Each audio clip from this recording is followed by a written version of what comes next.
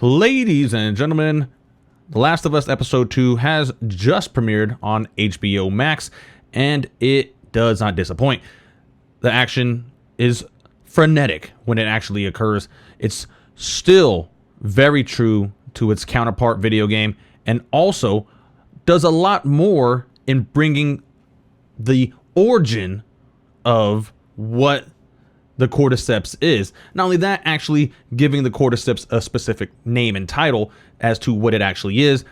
They're also just fleshing out more of the entire series as a whole, so I can only see if there's any mistakes that Neil Druckmann might have felt like he made, that he's going to try to remedy them or change certain things.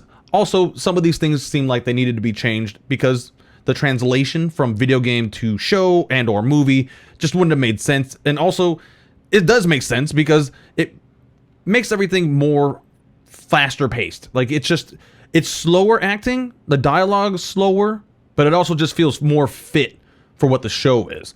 Now, where I didn't like the acting in the first episode on some of the beats, still in some ways rears its head here for me. Not all the way around. I have to be very specific. I think that Bella Ramsey did a much better job this episode. I felt like I was more in tune with what her character brings to the table as compared to the first episode. But that brings an issue for me specifically, in that I feel that although the acting is good, for anybody that's never played the video game, this acting is top notch. Everybody makes sense, but I still feel in my heart, and I don't think it's a bias, I really feel that the video game acting is much better in the game than the actual show's acting. If you get me, you'd have to have played them both to really understand what I'm saying. That's a very nuanced thing. It's not bringing my score down by any means for this episode. They did a really good job of bringing the baddies to life in this episode, while also kind of giving them a new nuanced feel in that they're all connected in some form or fashion. Now, I don't want to go too much until I get to the spoiler section, but just know that this episode really killed it. This is episode 2 of The Last of Us.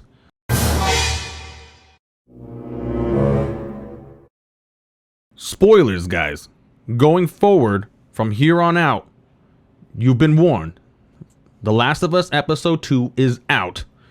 And now, 3, 2, 1, what they did with The Last of Us Episode 2, man, I can't believe some of the things that they were able to pull off. The clickers, holy gosh, they were just as scary as they are in the video game. And for anybody that hadn't seen them in the show, like didn't know anything about them, that didn't even know that they existed, me seeing them in the show was so nostalgia driven for me. Like, everything about it just made me want to play the video game while I was watching it. I was just like, I just want to play this game. I just want to play the game.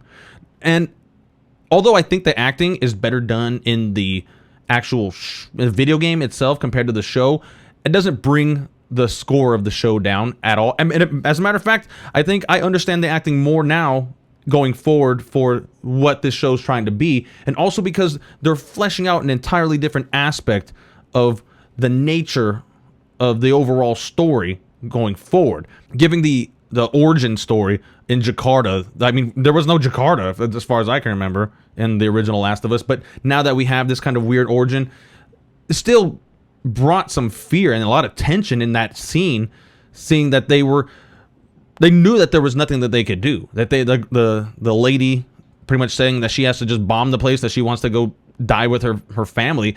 I mean, it hits, and it's so impactful, and you really feel everybody's motivations. And although the scene is a little bit different in that, with Tess having to go out in her shield the way she did in the video game, I felt it was more impactful in the video game compared to the show, but still didn't lose it any kind of like beats if I was just watching the show. Like, just watching the show, it made sense compared to where the video game is. In the video game, it's Fedra versus the Fireflies. You've already killed them, and then now you're on the run from the Fedra agents. But in this one, it's you kill one of the Fireflies who's been pretty much, they've all been taken over by the cordyceps, and then that ripple effect rears its ugly head, and now all the cordyceps from a different location start rushing into this area, and Tess has that moment of clarity where she just has to go out guns blazing, but also has that openness where she just, hey, this is what it is.